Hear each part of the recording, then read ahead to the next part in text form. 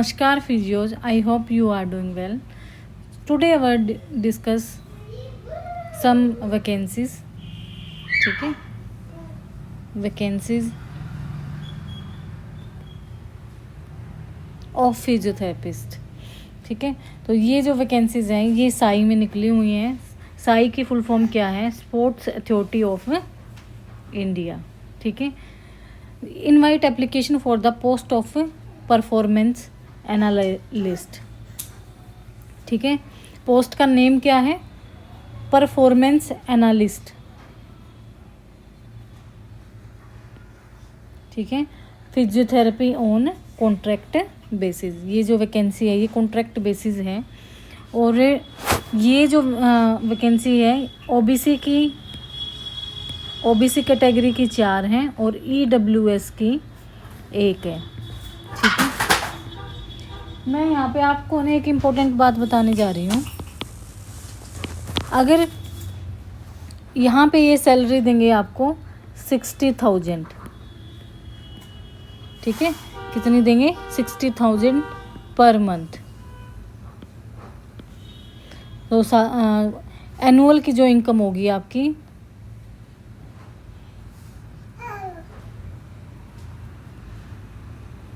7,20,000. ठीक है,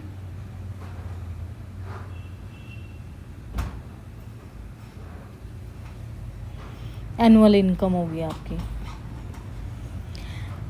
अब एक बात सारे ओबीसी वाले बच्चे ज़रूर सुनेंगे, क्योंकि ये जो कैटेगरी ओबीसी की है 4 वैकेंसी.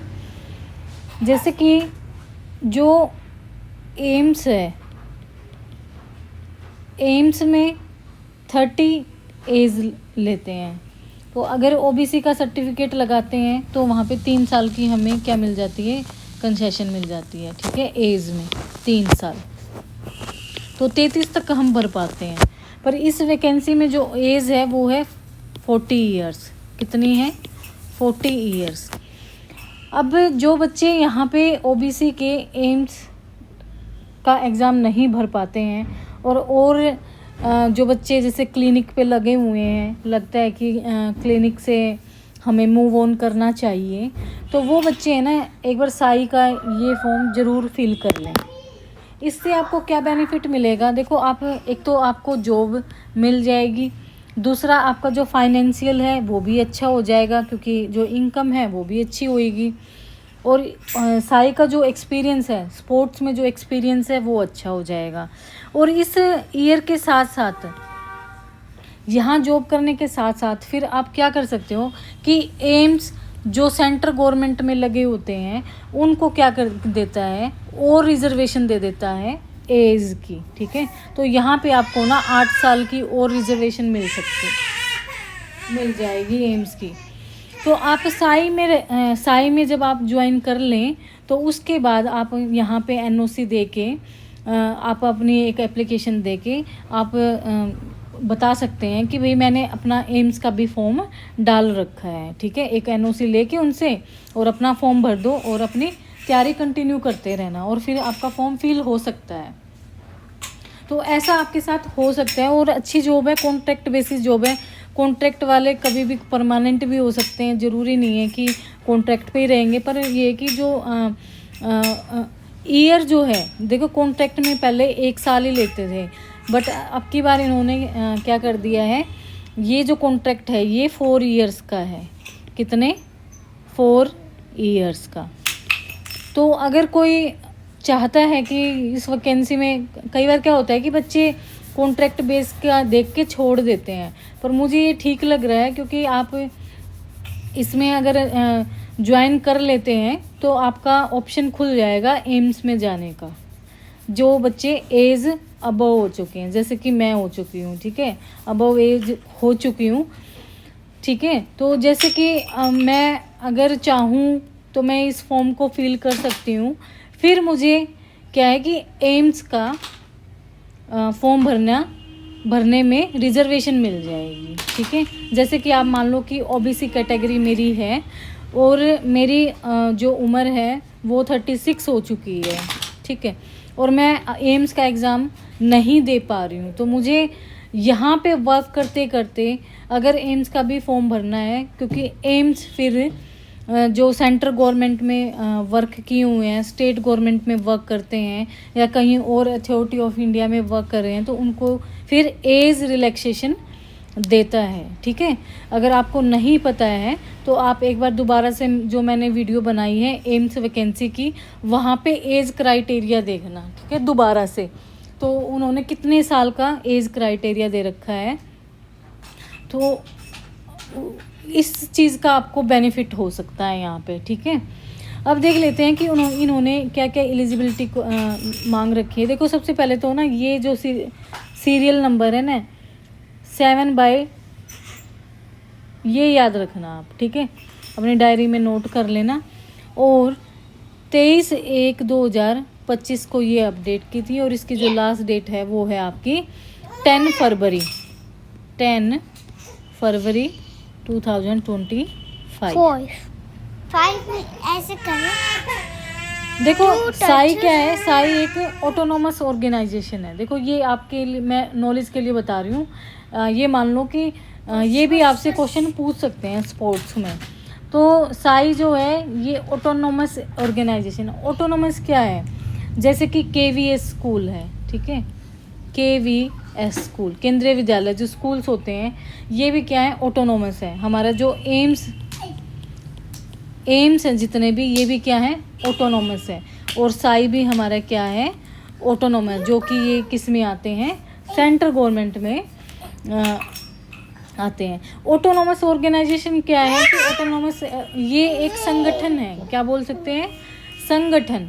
ठीक है, देखो स्वतः शासी संगठन। ठीक है, ये सारा काम अपने आप करते हैं, पर इनके ऊपर क्या होते हैं, ब्यूरोक्रेट्स होते हैं। ब्यूरोक्रेट्स मीन्स अधिकारी, जो इनको चलाने वाले जो होते हैं, देख रेख करने वाले होते हैं, वो क्या होते हैं, गवर्नमेंट के अधिकारी होते हैं, IAS ऑफिसर्स होते हैं। ठीक है, ये आपको पता होना चाहिए कि सेंट्रल गवर्नमेंट क्या होती है, स्टेट गवर्नमेंट क्या होती है, ऑटोनोमस ऑर्गेनाइजेशन क्या होती है। तो ऑटोनोमस ऑर्गेनाइजेशन आपका एक स्वतः शासी संगठन होता है। ठीक है, जो कि साई आता है किसमें, ministry of youth affairs and sports register under the society registration act 1860 with the mandate of development और promotion of sports in the country.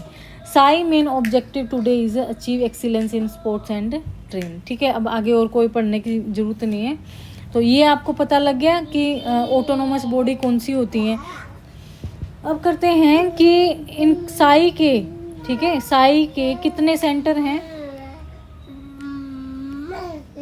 Sai has established 23 national centre of excellence. जैसे कि एम्स 28 हैं, तो ऐसे ही साई भी कितने हैं, 23 है।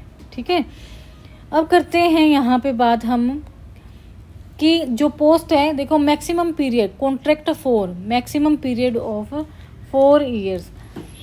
और परफॉर्मेंस, पोस्ट का क्या नाम है यहाँ पे, ये पोस्ट नेम है आपका, पोस्ट नेम ये परफॉर्मेंस एनालिस्ट फिजियोथेरेपी। ठीक है, OBC की आपकी यहाँ पे 4 वैकेंसी है, EWS की 1 वैकेंसी है। ठीक है, टोटल हमारी यहाँ पे क्या होगी, 5 वैकेंसी होगी। अब करते हैं बात कि number of vacancy are indicative only and SAI's at liberty to appoint performance analyst physiotherapy based on actual work load determined thereby. ठीक है,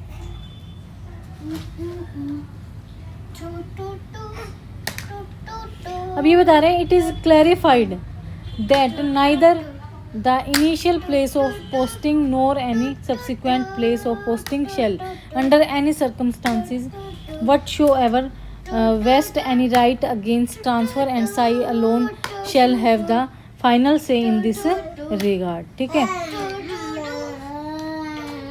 तो यह स्पष्ट किया जाता है कि प्रारंभिक स्थान पर नियुक्ति और बाद में किसी भी स्थान पर नियुक्ति किसी भी परिस्थिति में स्थानांतर के विरुद्ध कोई अधिकार प्रदान नहीं किया जाएगा तथा इस संबंध में केवल भागखेप्रा को ही अंतिम निर्णय लेने का अधिकार होगा। ठीक है, तो ये क्या है कि ऐसा नहीं है कि जो प्रारंभिक स्थान पर नियुक्ति होती है और बाद में किसी भी स्थान पर नियुक्त किया जाएगा, कर सकते हैं, ठीक है। उसका अधिकार सिर्फ फिजियोथेरेपिस्ट के पास ही होगा कि वो जाना चाहेगा या नहीं जाना चाहेगा।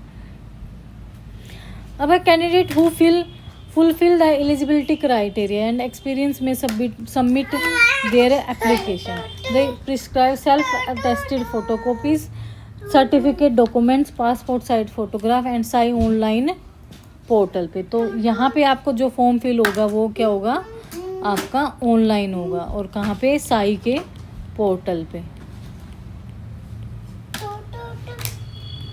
आवेदन करने की जो तिथि है वो है आपकी 27 तारीख, ठीक है, जो कि आज है, ठीक है। और लास्ट डेट कब है, 10, ठीक है। यहाँ पे आप अपना अलार्म रिमाइंड कर डाल लो कि आपको याद रहे कि आपको अपना फॉर्म भरना है।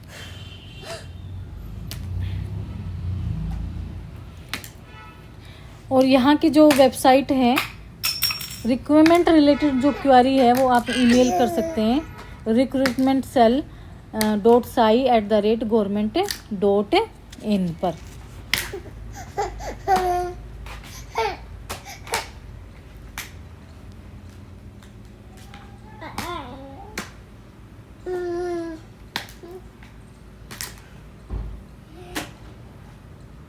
ये आपका क्या है कि ये बताया गया है कि आपको क्या क्या करना है, ठीक है, कैसे कैसे किस किस फील्ड में किस तरीके से आपको काम करना होगा, तो ये दिया हुआ है, ठीक है। इसको अभी पढ़ने की ज़रूरत नहीं है आपको।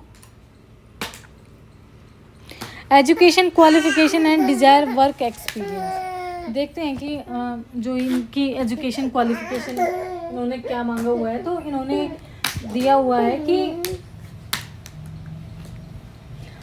एक्सपीरियंस विल बी, देखो एक तो degree, bachelor degree in physiotherapy. अक्सर आप देखने को मिलेगा कि साई में जब भी फिजियोथेरेपिस्ट की वैकेंसी आती हैं तो स्पोर्ट्स फिजियोथेरेपिस्ट की आती हैं, बट यहाँ पे उन्होंने क्या गिवन है, बैचलर डिग्री इन फिजियोथेरेपी की, फिजियोथेरेपी में बैचलर डिग्री हो और equivalent from any recognised university and institute. उन्होंने किसी अच्छे वैलिड यूनिवर्सिटी और इंस्टीट्यूट से बैचलर डिग्री की हुई हो। एक्सपीरियंस विल बी काउंटेड, ठीक है, एक्सपीरियंस जिसका भी जितना भी हो वो लगा देना क्योंकि वो काउंट होगा। If the same is acquired after the completion of essential qualification, the period of PhD research, जो पीएचडी किए हुए हैं, रिसर्च कर रहे हैं, फेलोशिप कर रहे हैं, not be counted as an experience, ठीक है। तो यहाँ पे देखो जो पीएचडी कर रहे हैं वो तो आउट ही हो गए क्योंकि उनका एक्सपीरियंस काउंट नहीं होगा।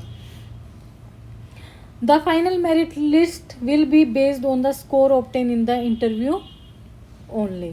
Merit list is to be note that qualifying at the interview does not confirm final selection.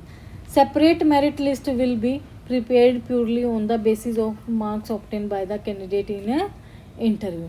The candidate must produce all the original document at the time of physical joining, otherwise candidature will be cancel. तो अब ये कह रहे हैं कि यहाँ पे आपके क्या करेंगे, देखो बहुत सारे बच्चे क्या करेंगे, फॉर्म फिल करेंगे, फिर उनमें से ये क्या करेंगे, मेरिट लिस्ट निकालेंगे, ठीक है। क्या निकालेंगे, मेरिट, या तो मेरिट लिस्ट निकाल सकते हैं। अगर मेरिट लिस्ट नहीं निकालेंगे तो फिर ये, अगर थोड़े कैंडिडेट हुए तो ये इंटरव्यू ले लेंगे, अगर कम कैंडिडेट हुए तो पहले मेरिट लिस्ट निकाल लेंगे, उसके बाद फिर जो मेरिट लिस्ट में जिनका नेम होगा उनका फिर ये क्या करेंगे, इंटरव्यू लेंगे, ठीक है। फिर आपको इंटरव्यू, और इंटरव्यू के टाइम पे आपको अपने डॉक्यूमेंट भी साथ लेके जाने हैं। डिग्री एंड मार्कशीट आपको अपने साथ लेके जानी है। सर्टिफिकेट अपलोड करने हैं जब आप अपना फॉर्म फिल करें। वर्क एक्सपीरियंस आपको देना है, और जब वर्क एक्सपीरियंस जब आप देते हैं तो name of the establishment, signature of competent authority, issuing authority clearly stating their position of authority of the organization, date of joining and date of relieving. The candidate has work और the post held in the establishment. अब यहाँ पे आपको proof of date of birth, अगर किसी के पास जन्म तिथि ना हो प्रमाण पत्र, तो आप अपना आधार कार्ड या 10th क्लास या 12th क्लास की मार्कशीट लगा सकते हैं। 1 recent passport size colour photograph लेना है आपको।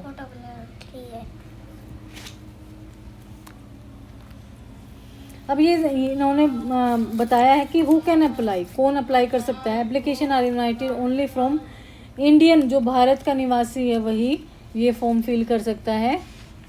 और एलिजिबिलिटी क्राइटेरिया आपने देख ही लिया है, बैचलर डिग्री और वर्क एक्सपीरियंस, ठीक है।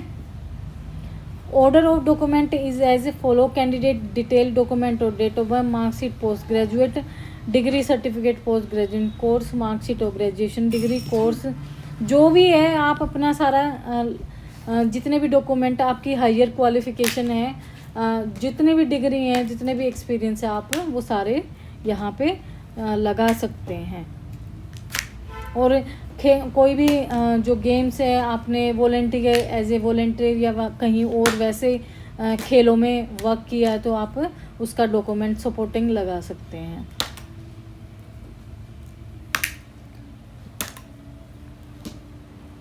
Candidate will be call for the interview on the criteria as the mentioned above. Fulfillment of eligibility criteria does not entail that candidate will be considered for the interview.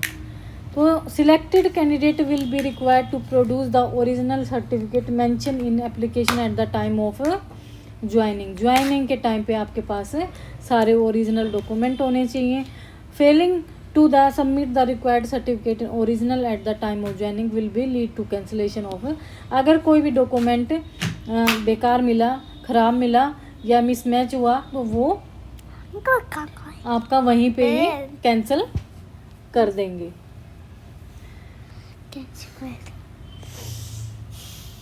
Performance, अब देखो age limit क्या है और salary. तो designation जो है वो है परफॉर्मेंस एनालिस्ट फिजियोथेरेपी, 40 साल की एज लिमिट है और जो मंथली जो सैलरी है वो है यहाँ पे आपकी 60,000 ओनली।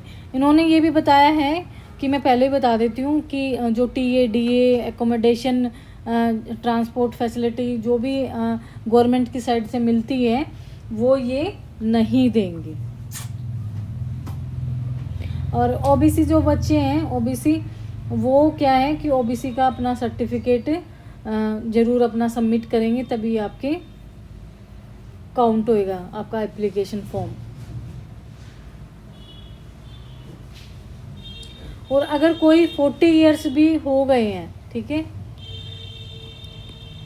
कोई 40 साल का हो गया है कैंडिडेट और उसको ये फॉर्म भरना है तो वो भी भर सकता है अपना OBC सर्टिफिकेट लगा के, ठीक है। OBC, क्योंकि OBC की जो रिजर्वेशन है वो है 3 इयर्स की यहाँ पे, तो 43 साल तक ये फॉर्म फिल कर सकता है।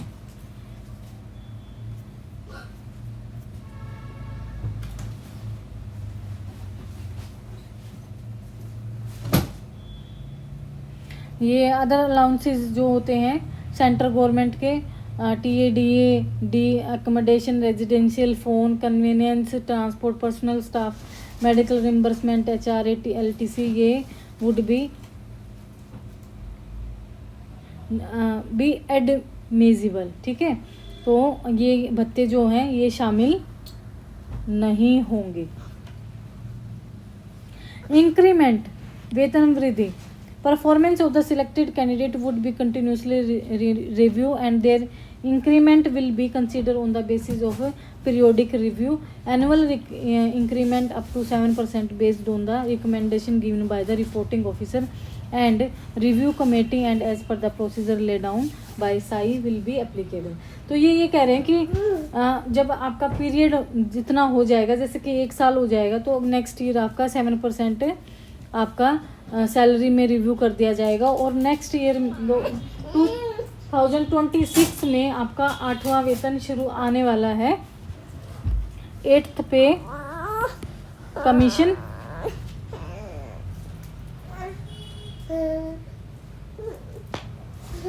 8th पे कमीशन। तो इसके अकॉर्डिंग मुझे ये तो नहीं पता है कि आपकी सैलरी नेक्स्ट ईयर में 60,000 से ज़्यादा ही होने वाली है, क्योंकि कम तो होगी नहीं, क्योंकि इंक्रीमेंट लगेगा तो हर एक सैलरी पे इम्पेक्ट आता है, तो सबकी सैलरीज बढ़ जाएगी।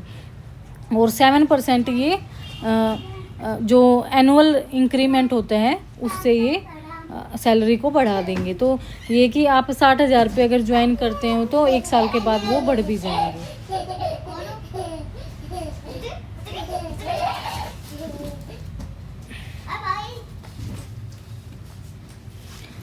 जो चयनित उम्मीदवार हैं, ठीक है, selected candidate shall be entitle to leave, जो जिसको हम ना बचपन में सिक लीव लिखते थे ना, वही leave, at the rate of 2.5 days of each completed month, ठीक है। तो 2.5 दिन की दर से छुट्टी के हकदार होंगे, मीन्स 2.5 दिन की छुट्टी मिलेगी आपको महीने में, जिसमें सक्षम प्राधिकारी के पूर्व अनुमोदन के अधीन अनुपातिक आधार पर एक कैलेंडर वर्ष से अधिक छुट्टी जमा नहीं होगी। इसके अलावा 1 महीने तक की अनुपस्थिति को बिना पारिश्रमिक के माना जा सकता है। तथापि व्यावसायिक विकास, प्रशिक्षण आदि के लिए असाधारण मामलों में महानिदेशक द्वारा इस शर्त में छूट दी जा सकती है। इसके अलावा महिलाएं श्रम और रोजगार मंत्रालय द्वारा जारी ये मातृत्व लाभ संशोधन अधिनियम के अनुसार मातृत्व अवकाश के लिए पात्र हो सकता है, ठीक है।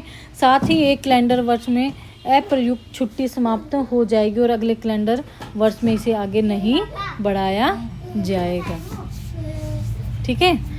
तो ये आप समझ गए हैं कि ये आपकी जब ये चीज़ें क्या है कि आप अभी भी देख लेना, अगर देख सकते हो तो। जिसको जॉब करनी ही है, ठीक है, वो तो फिर बाद में भी इन चीज़ों को पूछ सकते हैं। ये अधिकारियों के हाथ में होते हैं छुट्टियां सारी की सारी। तो मैटरनिटी एलिजिबल हो जाएंगी लड़कियां, eligible for maternity leave as per the maternity benefit. अब ये कह रहे हैं कि यात्रा भत्ता, दैनिक भत्ता, कि to undertake domestic tour subject to the approval of competent authority, the entitlement to TAD is admissible under the rule applicable to officer of equivalent level in the SAI pay level 06।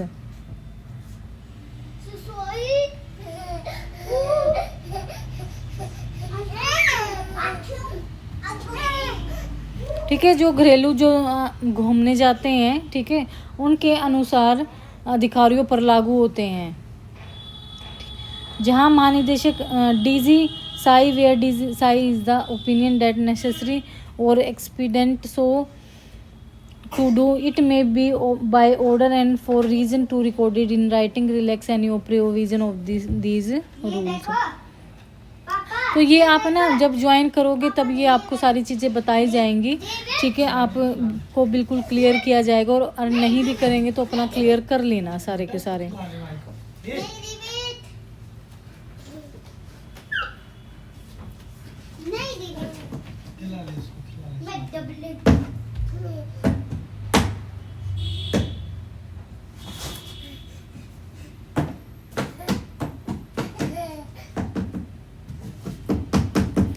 देखो, आवश्यकता के आधार पर आपको नियुक्ति अवधि के भीतर भारत में किसी अन्य स्थान पर स्थानांतरित कर सकता है, ठीक है, आपके ट्रांसफ़र कर सकते हैं ये लोग। सच ट्रांसफ़र में भी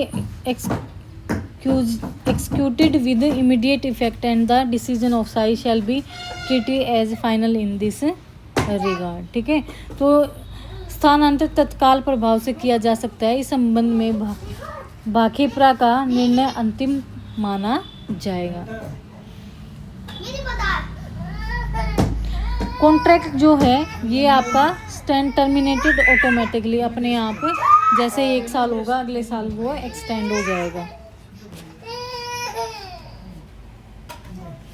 आवेदन आपको कैसे करना है, how to apply candidate has to apply online through the, online करना है, लिंक आपका sports authority of India .nic.in SAI jobs, ठीक है। और यहाँ से भी ये जो वेबसाइट है ना, कंप्यूटर का क्वेश्चन पूछ लेते हैं कि URL बताओ कि कौन सा ठीक है, HTTPS डॉट इस तरीके से, ठीक है। पहले ये याद रखना, फिर ये पूरा नाम, फिर .nic.in। तो आपको उसमें ऑप्शन में A option, B option, C option, D option, तो ये URL पूछ लेते हैं एग्ज़ाम में।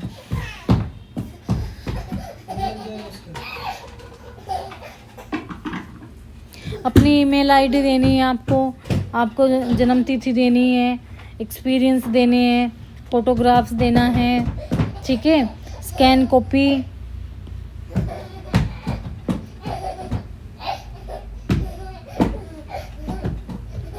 अगर कोई जॉब किए हुए है तो वो लास्ट पे ड्रॉ सर्टिफिकेट भी डाल सकता है। तो यहाँ पे जो आवेदन करने की तिथि है आपकी, शुरू एग्ज़ाम फॉर्म शुरू होगा 27 तारीख को जनवरी को, और लास्ट डेट है आपकी 10 फरवरी।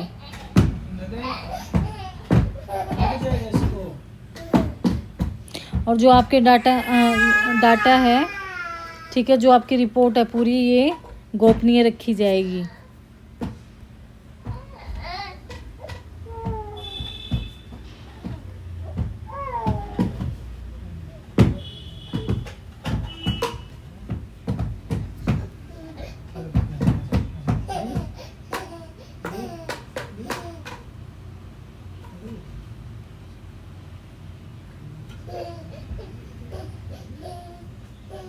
सो ये आपकी जो परफॉर्मेंस एनालिस्ट फिजियोथेरेपी की 5 जो वैकेंसी हैं,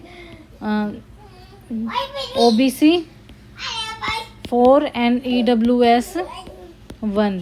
तो ये फॉर्म आप जॉब कर सकते हैं, अच्छा आपको एक्सपीरियंस मिलेगा। देखो वक्त तो आपको करना ही पड़ेगा इसमें, ठीक है, बट जो एक्सपीरियंस होगा वो बड़ा अच्छा होगा। और इसी से ही आप एम्स में OBC वाले जो बच्चे हैं एज रिलैक्सेशन से पाके फिर फॉर्म अप्लाई कर सकते हैं, ठीक है। तो ये आपके लिए 5 वैकेंसी हैं। So thank you so much, और बने रहे मेरे यूट्यूब चैनल पे। जाते जाते मेरी वीडियो को लाइक कर दो भाई, सब्सक्राइब करो और ज़्यादा से ज़्यादा शेयर करो। इस लाइक करो, और सब्सक्राइब करो, और शेयर करो, और लाइक करो, और शेयर करो। कति